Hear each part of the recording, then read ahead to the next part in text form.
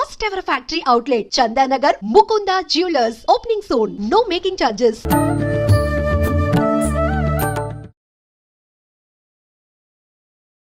నమస్కారం, welcome to I dream. ధర్మ మార్గం విత్ విజిత కార్యక్రమానికి స్వాగతం.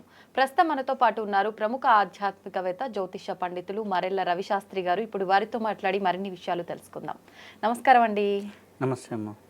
మామూలుగా ధ్యానం అంటూ ఉంటారు. ఇప్పుడు ప్రతి ఒక్కరు డాక్టర్లు కూడా ధ్యానం చేయడం వల్ల చాలా లాభాలు ఉన్నాయని చెప్పి, రోజులో కొద్దిసేపు అయినా ధ్యానం కోసం కేటాయించాలని చెప్పి ఆధ్యాత్మికవేత్తలు చెప్తూ ఉంటారు. అటువైపు హెల్త్కి సంబంధించిన వాళ్ళు చెప్తూ ఉంటారు. అసలు ఏంటి ధ్యానం అంటే ఏంటి?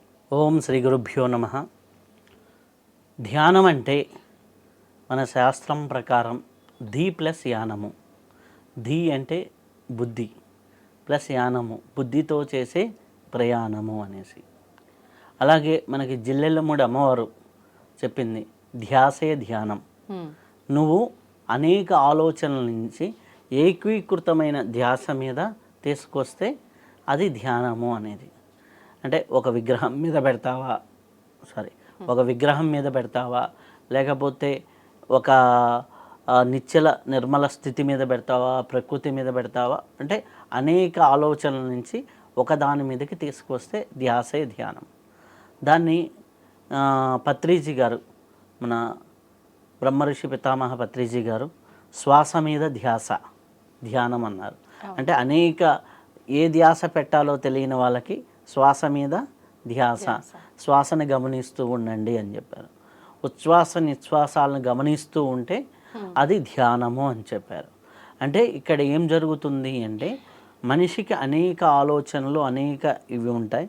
వాటన్నిటి మీద నుంచి దృష్టిని తీసేస్తూ మనం ఒక్కదాని మీదకి దృష్టి పెట్టినప్పుడు, శ్వాసని సహజంగా గమనిస్తూ ఉన్నప్పుడు, ఆ గమనించే గమనికల మీద దృష్టి ఉంచినప్పుడు ఆటోమేటిక్గా మనకి అనేక ఆలోచనలు వస్తూ ఉంటాయి, ప్రవాహంలాగా వస్తూ ఉంటాయి. వాటిని అన్నిటినీ సాక్షిభూతంగా గమనిస్తూ మనం నిశ్చల నిర్మల స్థితిలో, మనం ఏది మనది కాదు అన్నట్లుగా ఒక నిర్మల స్థితిలో కూర్చుంటే అది నిజమైన ధ్యానం. అయితే ఇక్కడ ఏంటంటే మనకి ధ్యానంలో కూర్చోగానే ఫస్ట్ కనిపించేది మనకి ఇంట్లో మన ధ్యానంలో కూర్చోగానే మనకు అనిపించేది ఏంటి అంటే మనకి అనేక ఆలోచనలు వస్తూ ఉంటాయి. దీనికి ఫర్ ఎగ్జాంపుల్ మీకు చెప్తాను. ఇంట్లో అన్ని మూలల చెత్త ఉంది. ఫస్ట్ కదిలించగానే ఏమవుతుంది? స్మెల్ ఎక్కువ అవుతుంది. క్లీన్ చేసేంతవరకు కదిలించాం కాబట్టి స్మెల్ ఎక్కువ అవుతుంది. ఎప్పుడైతే నీ బ్రెయిన్లో ఉన్నటువంటి చెత్తని ఫస్ట్ కదిలిచ్చినప్పుడు విపరీతంగా ఆలోచనలు పెరిగిపోతాయి. నీ ధ్యానంలో కూర్చుంటే విపరీతంగా ఆలోచనలు వచ్చేసినాయండి. ఇదే ఫస్ట్ అందరికీ ఉండేది. ఎప్పుడైతే ఆ ఆలోచనలన్నీ, ఏదైతే మన ఇంట్లో చెత్త కదిలిస్తే ఎట్లాగైతే స్మెల్ పెరిగిపోతుందో, ఆ క్లీన్ చేసేంత వరకు అది ఉంటుంది. అప్పటి వరకు ఇంట్లో బరాయిస్తూనే ఉండాలి. అలాగని నీకున్నటువంటి ఆలోచనలన్నీ ఒక్కసారి నువ్వు నిర్మల స్థితి కూర్చోవాలంటే నీకున్నటువంటి ఎమోషన్స్, నీకున్న బంధాలు, నీకున్న బాధ్యతలు అన్నీ వచ్చి నీ కళ్ళ ముందర కనిపిస్తూ ఉంటాయి. వాటిని అన్నిటినీ వదిలేస్తూ ఒక 41 రోజులు చేయగలిగితే, రోజుకు ఒక కనీసం మీ వయసు ఎంత ఉందో అన్ని నిమిషాలు చేయగలిగితే చాలా అద్భుతంగా ఉంటుంది. అసలు మామూలుగా అంటే ఏకాగ్రత కలగడానికి చేయాల్సిన ఏదైనా టిప్పు కానీ ఏమి ఉండదా? ప్రారంభించాలంటే దానికి కూడా ధ్యానం ప్రారంభించినప్పుడు ఏదైనా చూసుకోవాలా? అంటే ఏకాగ్రత పెరగడానికి మనకి ఏంటి అంటే, ఎప్పుడైతే నువ్వు అనేక పద్ధతులు నువ్వు చూస్తున్నప్పుడు, అనేక ఆలోచనలు, అనేక విధి ఉన్నప్పుడు, వాటి నుంచి మన బ్రెత్ అబ్జర్వేషను, లేకపోతే ఒక్క దాని మీదకి ఒక ఏకీకృత దృష్టి, ధ్యాస అంటే మళ్ళీ ఏకాగ్రతకి ధ్యాసకి డిఫరెన్స్ ఉంది. ఏకాగ్రత అంటే ఇక్కడనే ఏకాగ్రత పెట్టు అంటారు కొంతమంది. అక్కడ పెడితే ఏమవుతుంది? తలకాయ నొప్పి వస్తుంది. అలానే ఏకాగ్రత సహజంగా జరిగేదాన్ని నువ్వు గమనిస్తూ ఉండాలి. ఒక నదీ ప్రవాహం జరుగుతూ ఉంది, నదీ ప్రవాహంలో పలాని పాయింట్ని గమనించు అంటే అది ఏకాగ్రత.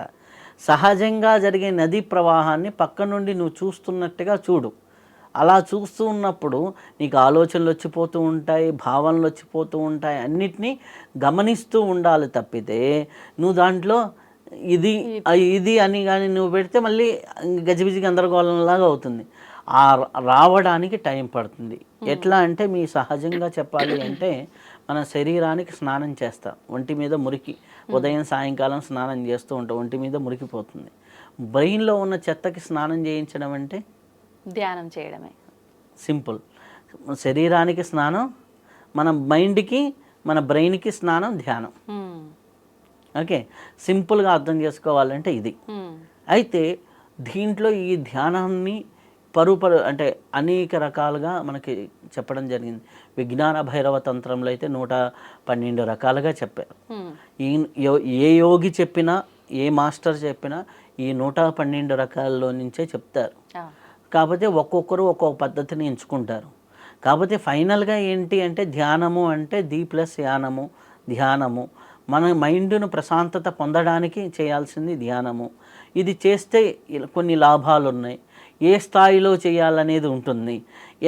ఏ వ్యక్తి ఏ స్థాయిలో చేయాలి. ఒక వ్యక్తికి ఎక్కువ ఆలోచనలు రావచ్చు, ఒక వ్యక్తికి ఇంకా ఆలోచనల నుంచి బయటపడకపోవచ్చు, ఒక వ్యక్తికి విపరీతంగా కొన్ని పరిస్థితులు కలగవచ్చు. అది రైట్ గురువుతో కోఆర్డినేట్ చేసుకుంటే చాలా బాగుంటుంది. లేకపోతే ఇక్కడ ఏమవుతుందంటే ఆ కోఆర్డినేషన్ లేకపోవటం వల్ల వాళ్ళు చేసేదే కరెక్ట్ అనుకున్నారనుకోండి, అది భ్రమలు భ్రాంతుల్లోకి వెళ్ళిపోతారు.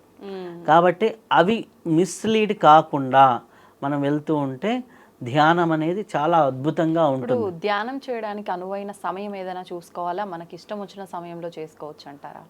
ధ్యానానికి అనువైన సమయము ప్రదేశము అంటే ప్రాతకాలంకి మించింది లేదు. తెల్లవారుజామున చేసుకోవడం అద్భుతమైనది. అప్పుడు ఎవడూ డిస్టర్బెన్స్ ఉండదు, ఏది ఉండదు. లేదు మీకు ఆ ప్రాతకాలం కుదరలేదు, మీకు ఎప్పుడైతే డిస్టర్బెన్స్ లేకుండా ఉంటుందో, ఎటువంటి సౌండ్స్ లేకుండా ఉంటాయో, ఏ సమయమైనా ఎప్పుడైనా చేయొచ్చు. కాబట్టి చుట్టూ ఎక్కడ నిన్ను డిస్టర్బ్ చేసేది ఉండకూడదు.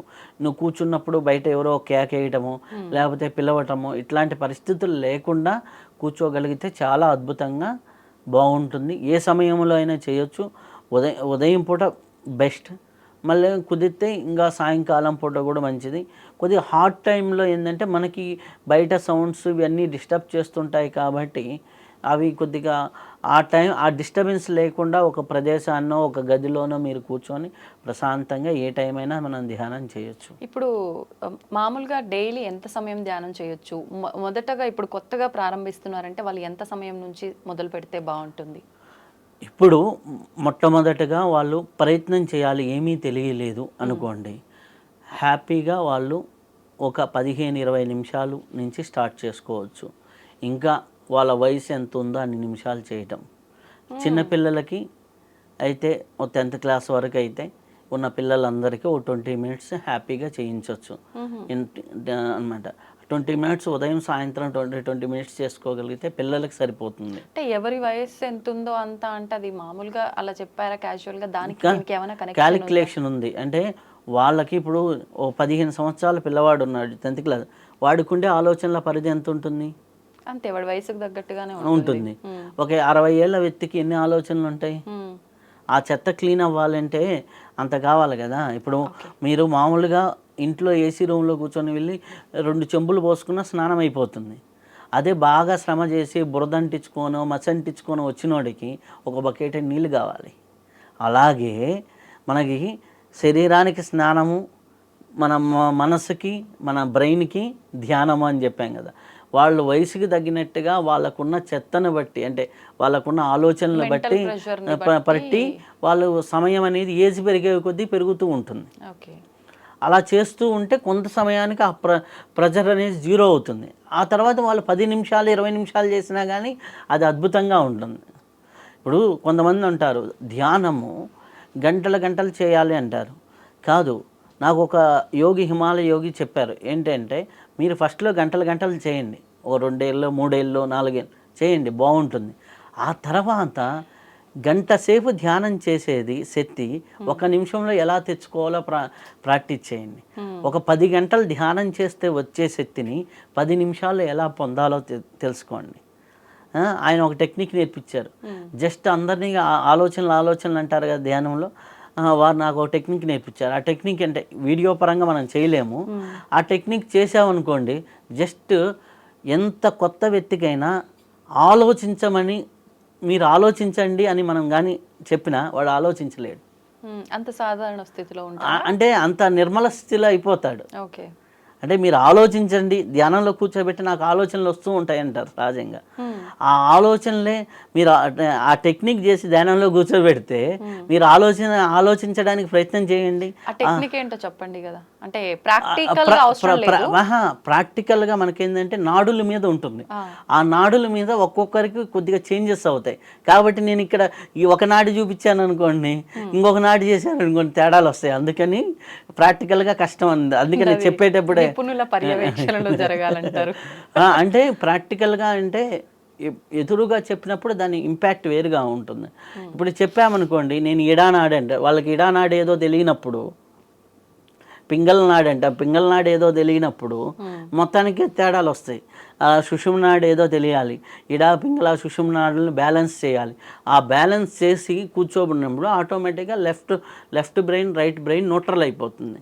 న్యూట్రల్ అయినప్పుడు మనకి జాగ్రత్త, సుషుప్తి, స్వప్న, తురియ అనేది వ్యవస్థలు ఉంటాయి. ఈ వ్యవస్థలో మనం యాక్టివ్గా ఉన్నప్పుడు జాగ్రత్త వ్యవస్థ ఉంటుంది, మనం యాక్టివ్గా. మనకి స్వప్న వ్యవస్థ, నిద్రలో కళలు వస్తూ ఉంటాయి, మనం నిద్రలో యాక్టివ్గా ఉంటాం. అక్కడ నిద్రలో యాక్టివ్గా ఉంటాం, స్వప్నంలో. ఇది తెలియని స్థితి, అంటే నాకు అబ్బా గంట సేపు పండుకున్నానా అనేది సుషుప్త వ్యవస్థ. ఇది దాటిన స్టేట్ తురియం. ఆ తురియం స్టేట్లో నిలబడటమే నిజమైన ధ్యానం. అంటే సుమారుగా ఎవరి సాధనను బట్టి వాళ్ళకి ఆ స్టేజ్కి వెళ్ళడానికి ఎంతకాలం పట్టే అవకాశం ఉంటుంది? ఒకడికి ఒక రోజులో పట్టొచ్చు. అంటే వారు పూర్వజన్మ సుకృతం, పూర్వజన్మలో మంచి సాధన చేసి వచ్చారనుకోండి, ఒక రోజులో పట్టొచ్చు. రైట్ గురువు అనుకోండి, ఒక రోజులో తీసుకెళ్ళిపోవచ్చు. అంతా బాగుంది. అంటే ఎలా చేస్తే ఎలా ఉంటుంది, ఏ సమయంలో ప్రారంభించాలి, చేయాల్సిన విధానం కరెక్ట్గా లేకపోతే ఏమవుతుంది అన్నీ మాట్లాడుకున్నాం. అసలు చేస్తే వచ్చే ప్రయోజనం ఏంటో తెలుసుకోవాలి కదండి. చేస్తే వచ్చే ప్రయోజనాలు ఫస్ట్ మనం చూసుకున్నట్లయితే మానసిక శాంతి, గజిబిజి ఆలోచనల నుంచి ఒక ప్లానింగ్లోకి వచ్చేస్తాం. ఇప్పుడు మనకు మామూలుగా కూడా మీరు ఒక్క నిమిషం ఆగి ఆలోచిస్తే ఒక ప్లానింగ్ ప్రకారం వెళ్తాం. సో మనం ఎప్పుడైతే ఒక నిశ్చలంగా నిర్బలంగా మీరు ఉంటారో జీవితం పట్ల ఒక ప్లానింగ్ ఉంటుంది, కన్ఫ్యూజన్ లేకుండా ఉంటుంది. First point. రెండోది, ఎప్పుడైతే ప్లానింగ్ ఉందో మీకు సక్సెస్ రేట్ అనేది జీవితంలో పెరుగుతూ ఉంటుంది. భౌతికంగా మీరు ఒక ప్లానింగ్ ప్రకారం జాబ్ జీవితంలో వెళ్ళినా సక్సెస్ఫుల్గా ఉంటుంది. ఇది ఫస్ట్ బెనిఫిట్. నెక్స్ట్ బెనిఫిట్ వచ్చేసరికి ఆటోమేటిక్గా వాళ్ళకి ఎప్పుడైతే ఒత్తిడి తగ్గుతూ ఉందో వాళ్ళకి మెంటల్ పీస్ అనేది వస్తూ ఉంటుంది. పీస్ఫుల్గా ఉంటాం, ఆందోళన తగ్గించడం, యాంగ్జైటీలు తగ్గించడం, ఇవన్నీ జరుగుతుంటాయి. ఎప్పుడైతే యాంగ్జైటీలు ఇవన్నీ తగ్గుతూ ఉన్నాయో ఆటోమేటిక్గా ఆరోగ్యపరంగా ఉన్న ఇబ్బందులు ఆటోమేటిక్గా తగ్గిపోతాయి. ఎప్పుడైతే నీ బ్రీత్ బ్యాలెన్స్ అయిందో, నీ బ్రీత్ న్యూట్రల్ అయిందో, హార్ట్ బీట్ న్యూట్రల్ అవుతుంది. ఎప్పుడైతే ఇది మొత్తం అయితే ఆటోమేటిక్గా సిస్టమ్ మొత్తం న్యూట్రల్ అయిపోతుంది. సిస్టమ్ మొత్తం న్యూట్రల్ అయినప్పుడు ఆటోమేటిక్గా ఇది జరుగుతుంది. అప్పుడు మనకి ఏమవుతుంది ధ్యానంలో అంటే, మనకి మొబైల్కి ఏ విధంగా అయితే ఛార్జింగ్ పెడతామో మనం నిద్రలో మన బాడీకి ఛార్జింగ్ తీసుకుంటాం. ఆ ఛార్జింగ్ని మనము వీడియోలు అవి ఇవి చూస్తుంటే మొబైల్లో ఫాస్ట్గా అయిపోతూ ఉంటుంది. అలాగే నువ్వు జీవితంలో చాలా వర్క్ చేస్తూ ఉంటే ఈ ఛార్జింగ్ విశ్వశక్తి అనేది ఛార్జింగ్ తగ్గిపోతూ ఉంటుంది. ఎప్పుడైతే నువ్వు ధ్యానంలో కూర్చున్నావో నీ సహస్రార చక్రం నుంచి ఆ యొక్క విశ్వశక్తి ప్రవాహం అనేది నీ శరీరంలోకి రావటం జరుగుతుంది. ఎప్పుడైతే విశ్వశక్తి నీ శరీరంలోకి వస్తుందో ఆటోమేటిక్గా నీ బాడీలో ఉన్నటువంటి అన్ని నాడుల్లోకి వెళ్తూ ఉంటుంది. ఆ నాడులు 72,000 నాడులు ఉంటాయి. ఆ 72,000 నాడులు ఇంకా డీప్గా వెళ్తే 3,52,000 నాడులు ఉన్నాయి. ఈ 3,52,000 నాడులను పట్టుకోవాలంటే 36 నాడుల మీద సాధన చేయాలి. 36 నాడుల గురించి నీకు అవగాహన తెలియాలంటే ఇడా, పింగళ, సుషుమ్న అనే నాడుల మీద నీకు గ్రిప్ ఉండాలి. ఈ 3 నాడుల మీద గ్రిప్ కానీ తెచ్చుకోగలిగితే నువ్వు ఎప్పుడు ఏ పని చేస్తున్నా, ఎప్పుడు ఏది చేస్తున్నా అప్పుడు నీకు చాలా అద్భుతమైనటువంటి ఫలితాలు ధ్యానం ద్వారా పొందొచ్చు. కాకపోతే ఇక్కడ ఏంటి అంటే ఆ అద్భుతమైన ఫలితాలు పొందాలనుకోండి, ఆ ప్రాక్టీస్ అనేది కరెక్ట్గా ఉండాలి. ఆ ప్రాక్టీస్ కరెక్ట్గా చేయగలిగితే చాలా అద్భుతంగా ఉంటుంది. ఆ అద్భుతం అనేది మాటలతో చెప్పలేమన్నమాట. కానీ ఆ అద్భుతాన్ని రివర్స్ యాంగిల్లోకి వెళ్ళిపోయారనుకోండి, అది కూడా కొద్దిగా ప్రమాదమే. ఆ రివర్స్ యాంగిల్ లేకుండా ప్రాక్టికల్గా చేసుకుంటూ వెళ్తూ ఉంటే చాలా అద్భుతంగా ఉంటుంది. దానికే మనం చేస్తుంది కరెక్టా కాదా అనేది మనం రైట్ గురువుల్ని టచ్ చేసుకుంటూ, గురువుల పుస్తకాలు చదువుకుంటూ చేస్తూ ఉంటే చాలా అద్భుతంగా ఉంటుంది. దీనికి బెస్ట్ ఏంటంటే, ఎవరైనా కొత్తగా ధ్యానం నేర్చుకోవాలనుకుంటే ది స్పిరిచువల్ రియాలిటీ అని యూట్యూబ్లో ఒక యానిమేటెడ్ మూవీ ఉంది. అంటే అది చాలామంది గురువులు కలెక్టివ్గా కరెక్షన్ చేసినటువంటిది. దాదాపులో ఒక 50-60 మంది గురువులు కరెక్షన్ చేసిన 57 నిమిషాలు ఉంటుంది. ఫస్ట్ 25 మినిట్స్ ధ్యానం ఎలా చేయాలి, ధ్యానం చేస్తే ఏం లాభాలు, ధ్యానం చేస్తే ఎట్లాంటి ప్రయోజనాలు ఉంటాయి అనేది ఉంటుంది. ఆ తర్వాత ఇంకా ఇన్డెప్త్ స్పిరిచువల్ టాపిక్స్ కూడా ఉంటాయి అన్నమాట. అప్పుడు ఏమవుతుంది, ధ్యానం చేసినప్పుడు ఫస్ట్ విశ్వశక్తి ఎంటర్ అవుతుంది. ఆ విశ్వశక్తి శరీరంలో నాడుల్లోకి వెళ్తుంది. నాడుల్లో ఒక్కో చోట ఇచ్చింగ్ ఫీలింగ్స్, ఒక్కో చోట వచ్చేసి పెయిన్స్, నొప్పులు ఇవన్నీ వస్తుంటాయి. అంటే ఎక్కడెక్కడైతే డ్యామేజ్ అయిందో అక్కడ క్లీన్ చేస్తున్నప్పుడు ఆ పెయిన్స్ ఇవన్నీ ఉంటాయి. ఆ తర్వాత ఆ నాడులు ఎప్పుడైతే క్లీన్ అయ్యి స్వచ్ఛత పొందాయో ఆటోమేటిక్గా చాలా తేడా ఉంటుంది. ఇక్కడేంది, నాడులు అనగానే చాలామందికి నాడులకి నరాలకి తేడా తెలియదు. మన ప్రాణశక్తి ప్రవాహాలు నాడులు, బ్లడ్ సర్క్యులేషన్ దమనలు, సిరలు ఇవేమో నరాలు. ఓకే, మనకి నరాలు కనిపిస్తాయి, నాడులు కనిపించవు. మనం నాడి కొట్టుకుందంటారు, నరాలు కొట్టుకున్న అనరు. ఇవి బేసిక్ పదాలు స్పిరిచువాలిటీలో గ్రిప్ లేకపోతే అన్నీ కలిపి కొట్టేస్తారు, తేడాలు ఎక్కువైపోతాయి. నాడుల జంక్షన్ పాయింట్లే చక్రాలు అంటారు. ఒక్కొక్క చక్రము ఒక్కొక్క గ్రంథికి మళ్ళీ అనుసంధానమై ఉంటుంది భౌతిక శరీరంలో. మన డాక్టర్స్ ఈ గ్రంథుల గురించే మాట్లాడతారు, చక్రాల గురించి మాట్లాడతాం. చక్రాల గురించి మాట్లాడతాం. ఆ చక్రాలు దాంట్లో ప్రాణమయ కోశంలో ఉంటాయి. ఆ ప్రాణమయ కోశం గురించి మనకు పంచకోశాల గురించి గ్రిప్ రావాలి. పంచకోశాలు అది ఒక పెద్ద టాపిక్. ఓకే ఓకే ఓకే ఇదంతా కూడా అంటే మొదలు పెడితే వెళ్ళిపోతూ ఉంటుంది. ధ్యానం వల్ల ముఖ్యమైన ప్రయోజనాలు ఏంటంటే, మానసిక ప్రశాంతత ఫస్ట్ లెవెల్. సెకండ్ లెవెల్లో నీకు లైఫ్ పట్ల ఒక ప్లానింగ్ ఒక అద్భుతంగా ఉంటుంది. రెండోది వచ్చేసరికి ఆరోగ్యపరమైనటువంటి బెనిఫిట్స్ ఉంటాయి. మూడోది వచ్చేసరికి ఎప్పుడైతే నీకు ప్లానింగ్ ఉందో సక్సెస్ అనేది జీవితంలో అవుతావు. ఎప్పుడైతే నీ సక్సెస్ అనేది పెరుగుతూ వెళ్ళిపోతుందో ఆటోమేటిక్గా జీవితంలో నీ లక్ష్యాలు, నీ ఉన్నతి అనేది పెరుగుతూ ఉంటుంది. నీలో శక్తి ఎక్కువయ్యే కొద్దీ నీలో అండర్స్టాండింగ్ లెవెల్ పెరుగుతాయి. నీలో మాట తీరు మారుతుంది. నీ సంకల్పాల్లో మార్పులు మారుతాయి. పనికిమాలిన ఆలోచనలు కట్ అవుతూ ఉంటాయి. అలాగే పనికిమాలిన ఫ్రెండ్స్ కట్ అవుతూ ఉంటారు. ఇది నేను చేస్తున్నది సరైనదా కాదా అనే విచక్షణ జ్ఞానం పెరుగుతుంది, వివేకము పెరుగుతుంది, బుద్ధి పెరుగుతుంది. బుద్ధి పెరగటం వల్ల మానసిక ఆలోచనల స్థాయి పెరుగుతుంది. ఆలోచనల స్థాయి పెరగటం వల్ల నీ క్యారెక్టర్ వాల్యూస్ పెరుగుతాయి. నీ క్యారెక్టర్ వాల్యూస్ పెరగటం వల్ల నువ్వు తెలియకుండానే నీ పనిలో నిబద్ధత, పనిలో చేసే విధానంలో మారుతుంది. నీ ప్రవర్తన మారుతుంది, నీ పద్ధతి మారుతుంది. ఓవరాల్గా ఒక మనిషే కొత్త తరంగా, కొత్త విధంగా మారిపోతాడు. అది కరెక్ట్గా చేసి ధ్యానాన్ని చేస్తుంటే. ఇవి మీ జీవితంలో జరగలేదనుకోండి, నేను ధ్యానం చేస్తున్నా ఈ పరివర్తన రాలేదు నా జీవితంలో, ధ్యానానికి ముందర ధ్యానం తర్వాత పరివర్తన రాలేదు, నేను ధ్యానానికి ముందర ధ్యానం తర్వాత నా జీవితంలో ఎటువంటి మార్పులు రాలేదు, నాకు ఆర్థికంగా మార్పులు రాలేదు, మాట తీరులో మార్పులు రాలేదు, ఆలోచనలో మార్పులు రాలేదు అంటే మీరు చేసే ధ్యానాన్ని ఒక్కసారి చెక్ చేసుకోండి, కరెక్ట్ చేస్తున్నామా లేదా. ఓకే, అది చేసుకుంటే సరిపోతుంది. సంతోషం అండి. నిజంగా ధ్యానంకి సంబంధించిన విషయాలన్నీ కూడా చాలా చక్కగా వివరించారు. ధన్యవాదాలు.